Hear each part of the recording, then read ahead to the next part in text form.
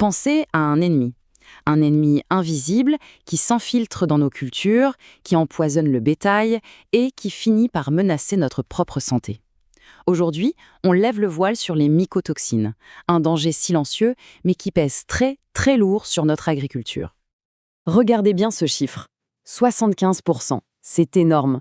Ça veut dire que pour la saison qui arrive, quasiment 3/4 de nos élevages laitiers sont directement menacés par une toxine particulièrement redoutable. C'est une crise qui se joue en ce moment même, en silence, dans nos fermes.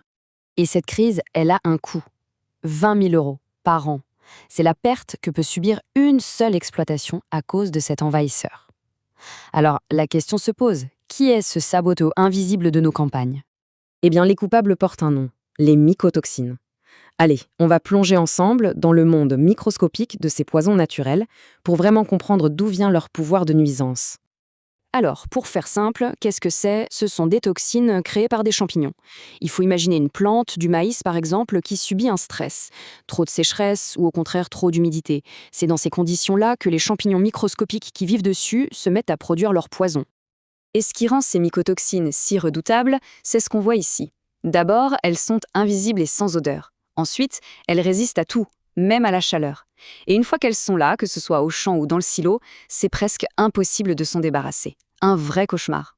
D'accord, mais alors, comment est-ce qu'elles apparaissent concrètement dans nos champs? Pour pouvoir les combattre, il faut bien comprendre d'où elles viennent à la base. Le climat, c'est clairement le facteur numéro 1. On le voit, il est responsable de 85% du risque. Mais attention, les 15% qui restent, c'est-à-dire les pratiques agricoles, peuvent faire toute la différence, soit en aggravant le problème, soit en le limitant. Et pour voir l'impact de la météo, il suffit de comparer ces 2 années. D'un côté, 2022, sèche. De l'autre, 2024, humide. La contamination a été multipliée par 4. La météo peut vraiment transformer une petite menace en une contamination massive. Et il n'y a pas que le climat. Les insectes aussi ont leur rôle à jouer. Ce sont un peu des complices involontaires. Quand un insecte comme la pyrale attaque un épi de maïs, il crée des blessures, des portes d'entrée parfaites pour que les champignons s'installent et commencent à produire leurs toxines. Alors, maintenant qu'on sait d'où elles viennent, on va faire connaissance avec le top 3, si on peut dire, les 3 mycotoxines les plus courantes et surtout, on va voir leurs impacts dévastateurs.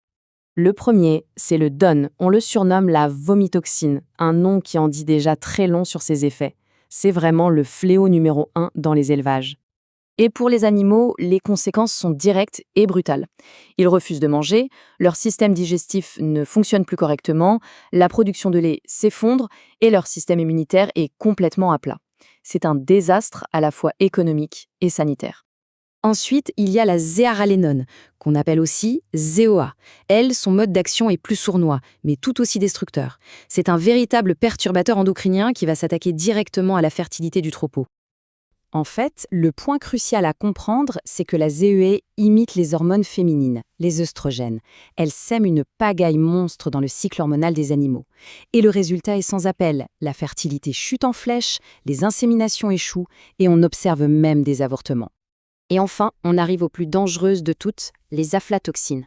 Et là, attention, on ne parle plus seulement de santé animale, on parle de santé humaine. C'est là que le sujet nous concerne tous directement. Une forme de cette toxine, la FM1, est capable de passer dans le lait. Et le pire, c'est qu'elle résiste à la chaleur, donc à la pasteurisation, et qu'elle est classée comme cancérigène. C'est un enjeu de santé publique absolument majeur. Bon, le tableau est assez sombre, c'est vrai. Mais la question c'est, que peut-on faire ? Comment se défendre? Heureusement, les agriculteurs ne sont pas totalement démunis. La toute première ligne de défense, elle se joue au champ, avant même que le problème n'apparaisse. Des pratiques de bon sens, comme la rotation des cultures ou le labour, peuvent faire chuter le risque de manière spectaculaire, jusqu'à 70% pour certaines toxines. Mais imaginons le pire des cas, malgré toutes les précautions, la contamination a eu lieu. Qu'est-ce qu'on fait quand les aliments toxiques sont déjà dans le silo ? Il y a 2 grandes stratégies. La première, c'est d'utiliser des capteurs comme des argiles qui vont se fixer aux toxines pour les neutraliser. La deuxième, c'est de les détruire carrément avec des enzymes. Mais attention, toutes les solutions ne se valent pas et surtout, elles ne fonctionnent pas sur toutes les toxines.